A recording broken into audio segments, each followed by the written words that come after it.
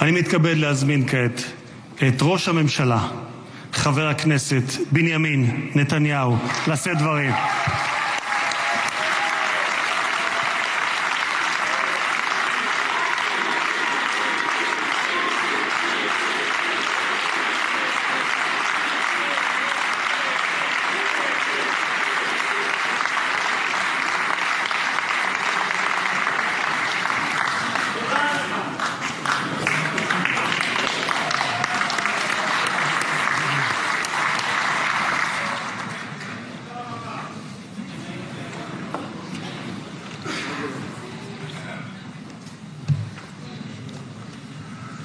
מכובדי הנשיא הרצוג ורעייתו מיכל, מכובדיי הרבים, ובראשם ידידנו הגדול, נשיא ארצות הברית, הנשיא דונלד ג'יי טראמפ.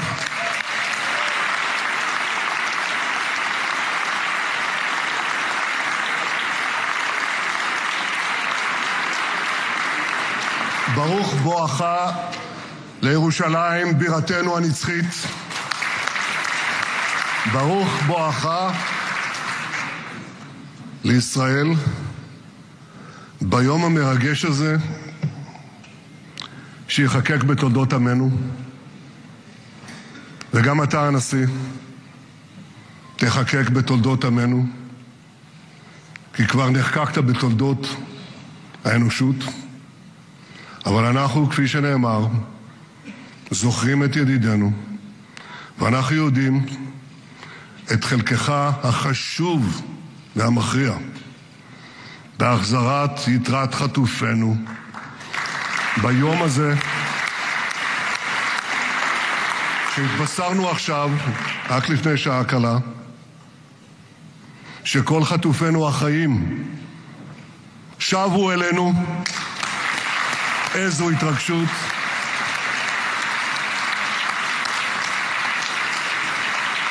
כמה חיכינו לרגע הזה, ואנחנו מחויבים להחזיר את כולם. ואני רוצה להודות לך באופן אישי ובשם האומה כולה.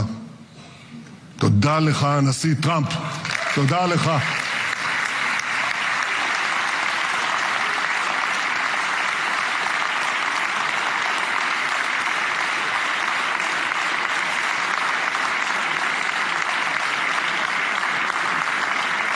Now, I know that the teleprompters are working well, though I'm not using them. But I'm not sure about the translation. So I'll say words in English. President Trump, the Knesset welcomes you and your distinguished delegation to Jerusalem, our eternal capital. This is your first visit to Israel since you recognize Jerusalem as our capital and moved the embassy here. Thank you, President Trump, for that.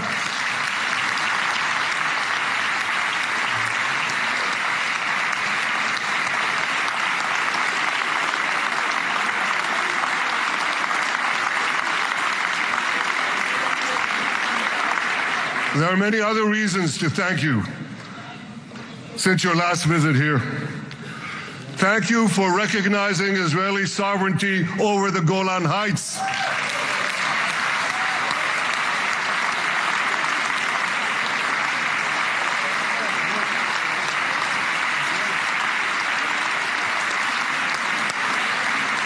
Thank you for standing up to the lies against Israel in the United Nations.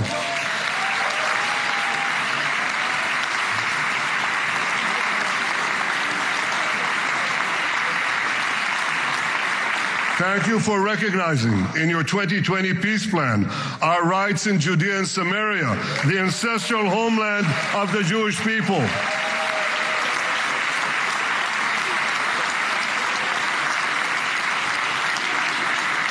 Thank you for brokering the historic Abraham Accords. Avraham, הסכמי אברהם.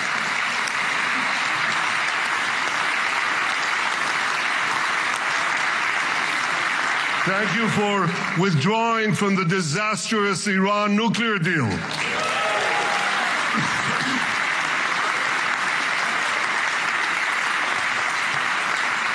Thank you for supporting Operation Rising Lion and for your bold decision to launch Operation Midnight Hammer. Boy, is that... You got to hear this.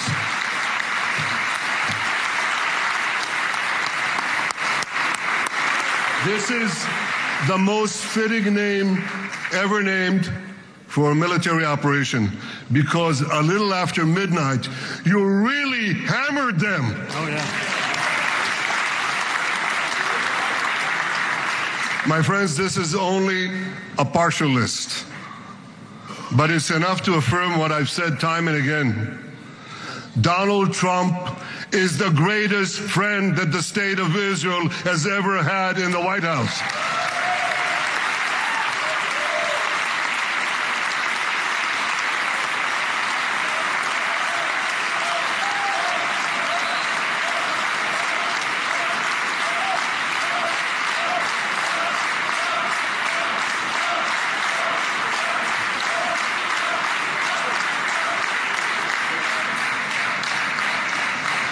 No American president has ever done more for Israel. And as I said in Washington, it ain't even close. It's really not a match.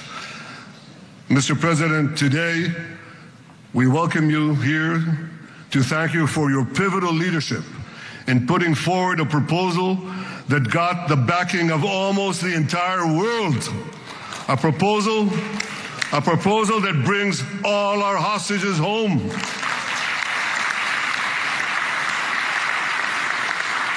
A proposal that ends the war by achieving all our objectives.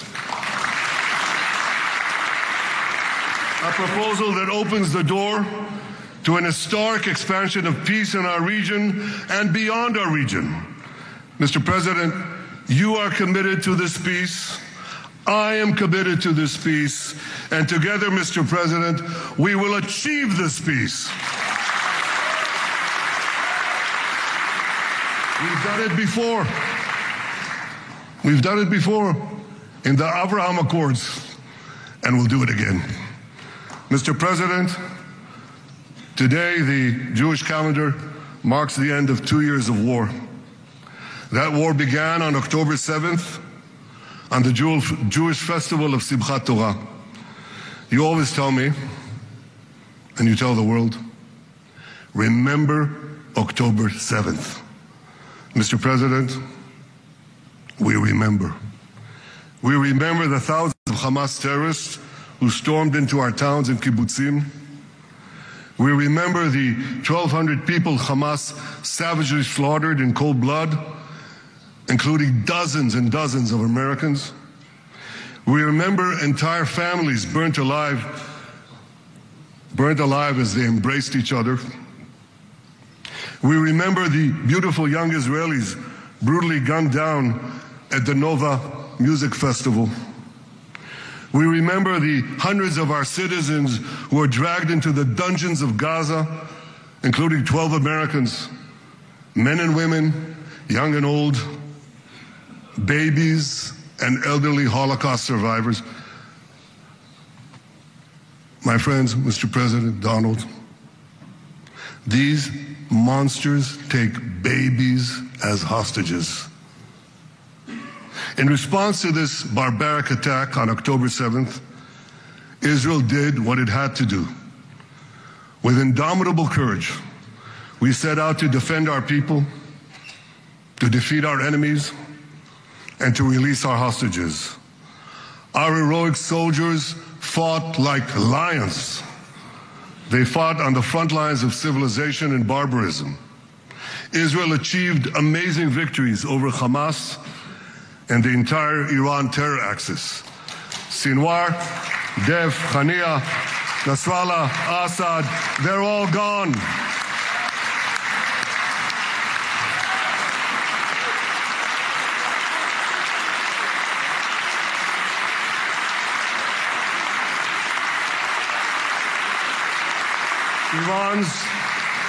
Iran's nuclear weapons and ballistic missile program with your enormous help, Mr. President, rolled back. Half the Houthi leadership wiped out. But the price of this victory, the price of these victories, has been heavy. Nearly 2,000 of Israel's finest were lost, nearly half in battle. They left behind parents, spouses, siblings, and children.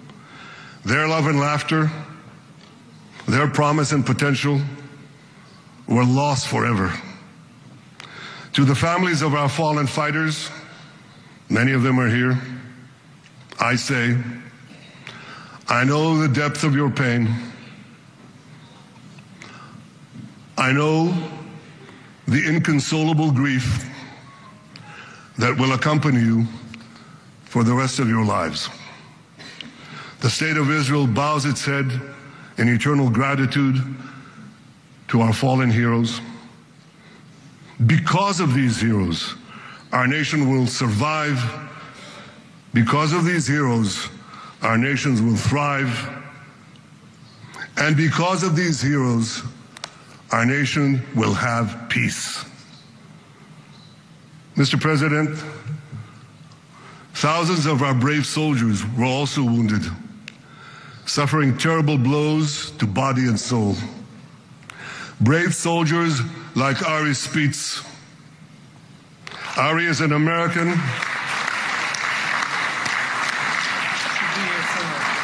Ari is an American Israeli who was injured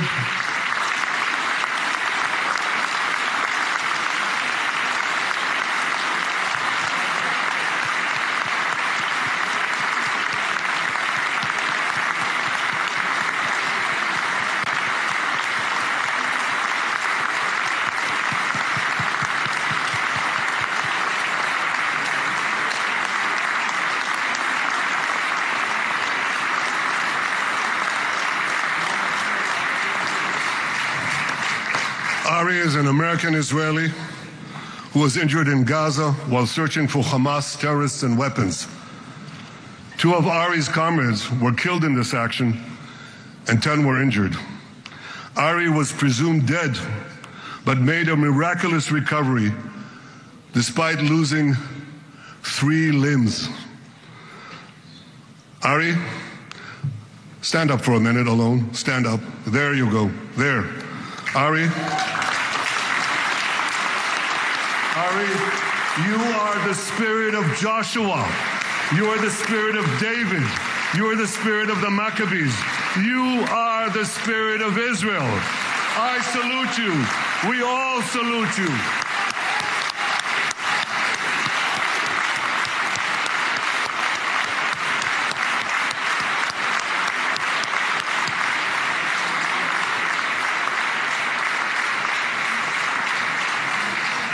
Sabine Tassa of Kibbutz Netiv HaAsara is watching us today from the Israeli consulate in Los Angeles. Sabine lost her husband and her oldest son on October 7th. She is the mother of 3 other boys. 2 of them, Cohen and Shai, witnessed their father jump on a Hamas grenade to save his 2 sons. We all saw the film of those 2 boys crying out in pain, "Father is dead. Why? Why did God save me?" Mr. President, my friend Donald, I've seen some very tough things in my life, but I couldn't bring myself to watch those boys suffering again. So I didn't see this film except once.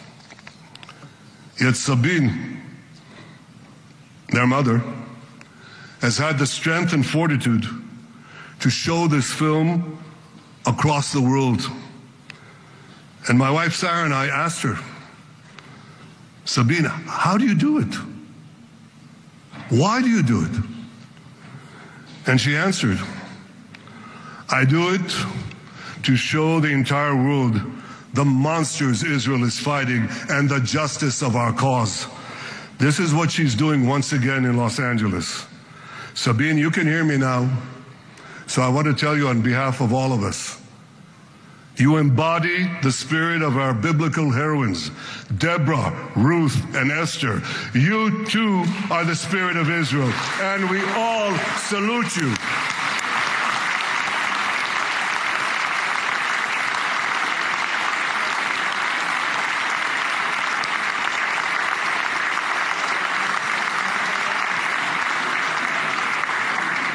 Mr. President, you asked me on our many conversations during the 12-day war with Iran, you asked me, how are the people holding up? And I said to you, our people are strong. Israelis are a nation of lions with unlimited resolve to defend our country and secure our future. The people give strength to our soldiers, and the people give strength to me and to my colleagues.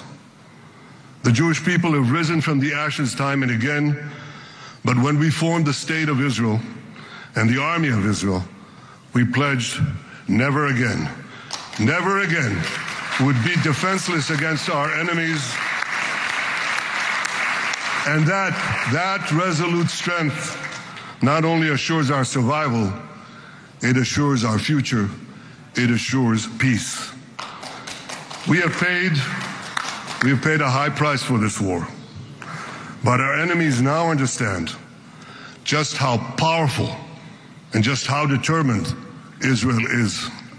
They understand that attacking Israel on October 7th was a catastrophic mistake. They understand that Israel is strong and that Israel is here to stay. And this, Mr. President, is the indispensable foundation of peace. Peace through strength. Ladies and gentlemen, this is a momentous day, a day of great joy as the remaining hostages come home. My wife Sarah and I have met with the hostage families many times. There were no words to describe their agony, only tears of bottomless sorrow and unimaginable pain. At the beginning of the war, I promised to bring all the hostages home. Today, with the indispensable help, the determined and focused help, the unremitting help of President Trump and his team, and with the incredible sacrifice and courage of the soldiers of Israel, we are fulfilling that promise.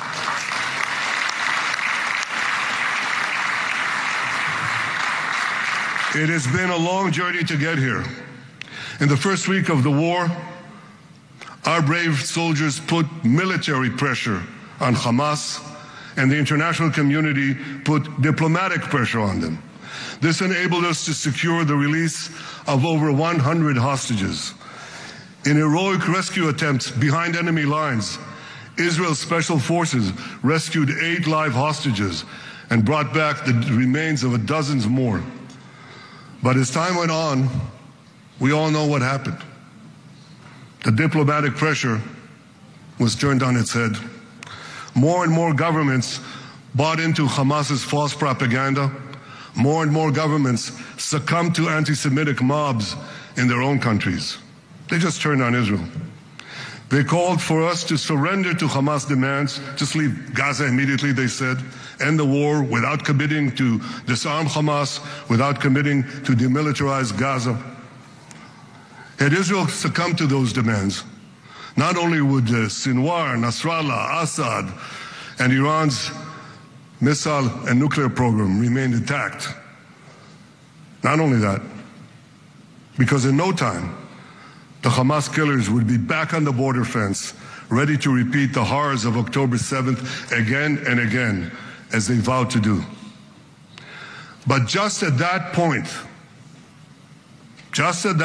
of maximum pressure on Israel, a man named Donald J. Trump was elected President of the United States.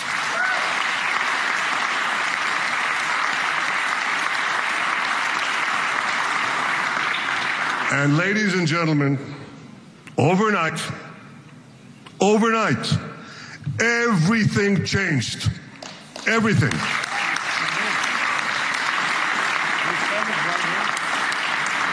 Mr. President, thanks to your unequivocal backing of Israel, we secured a second hostage deal within weeks of your election. And in the months that followed, we worked closely together to forge a path to bring the remaining hostages home and end the war. End the war in a way that ensures the disarming of Hamas, the demilitarization of Gaza, and that Gaza would never again pose a threat to Israel. 2 months ago, you fully backed my decision to send the IDF into the last Hamas stronghold in Gaza City. You shared my view that this military pressure would help free the hostages. And despite all the criticism, all the naysayers, we were right.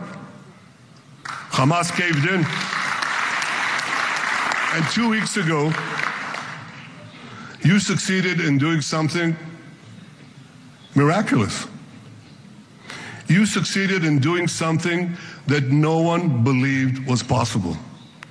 You brought most of the Arab world, you brought most of the world behind your proposal to free the hostages and end the war. I want to thank Steve Witkoff, Jared Kushner, and Ron Dermer for their great contribution to this effort.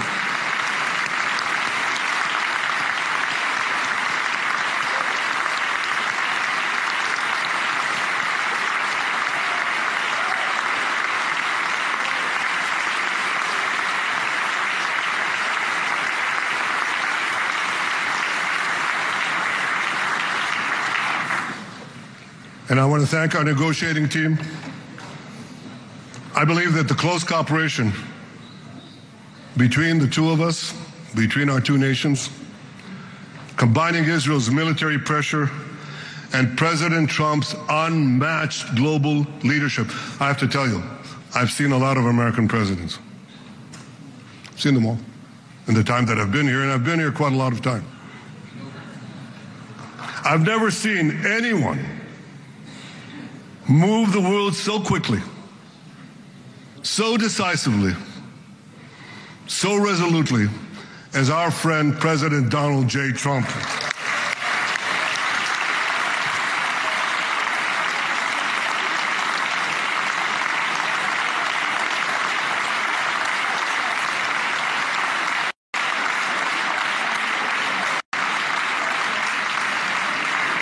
With our military pressure and President Trump's global leadership, we achieved this historic moment. It's a moment of indescribable joy as our nation embraces our sons who are coming home. Mr. President, this week, Jews around the world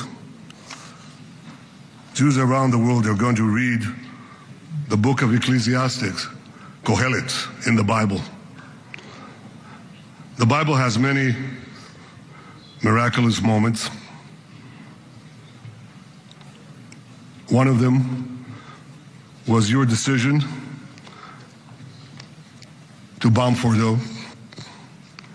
I think it was a pivot of history because it wasn't meant only to bomb Fordo. That action and your previous action of taking out Qasem Soleimani, the architect of death, I think that changed the balance of power in the world. You brought America back again to the driver's seat.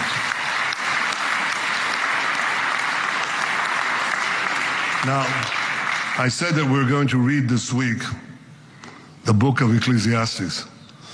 It's not a book of action. It's a book of meditations, of thought, a perspective on life and on death. And in this book we read the immortal words of King Solomon. To everything there is a season, and a time for every matter under heaven. Et milchama ve'et shalom. A time for peace and a time for war. The last 2 years have been a time of war. The coming years will hopefully be a time for peace.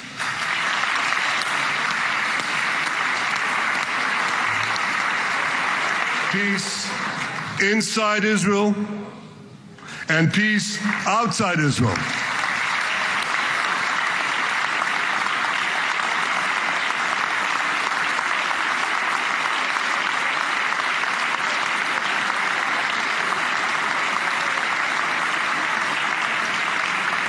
I look forward to continuing marching with you on the path we paved together with the Abraham Accords. Under your leadership, we can forge new peace treaties with Arab countries in the region and Muslim countries beyond the region.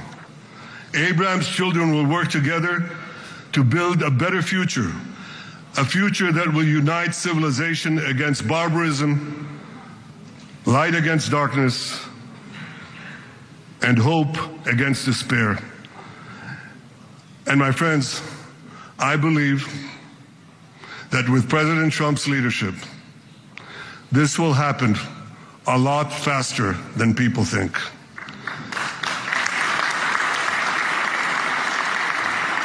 As Prime Minister of Israel, I extend my hand to hold those who seek peace with us. No one wants peace more than the people of Israel. Israel will always remain vigilant in defending itself, and Israel will always remain full of hope. Hope is our national anthem. Hope is our creed. Hope is our strength. It is time, my friends, to realize that hope and expand the circle of peace. Mr. President, thank you for all you have done for us. I have submitted your nomination to be the first non-Israeli recipient of the Israel Prize, Israel's highest award. As to that other prize, just a question of time, you'll get it. But I want you to get the Israel Prize, our highest award, to our greatest friend.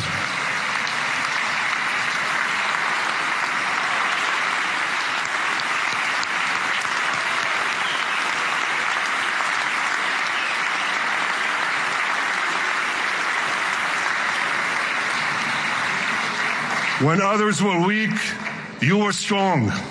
When others were fearful, you were bold. When others abandoned us, you stood by our side. On behalf of the government and people of Israel, I thank you for your extraordinary friendship. Thank you for helping bring our hostages home. Thank you for supporting Israel's march to victory. Thank you for paving a path to peace. מכובדי נשיא ארצות הברית, ידידי דונלד, ברוך הבא לישראל, ברוך הבא לירושלים, ברוך הבא ביום המרגש הזה, שהחיינו וקיימנו והגיענו לזמן הזה.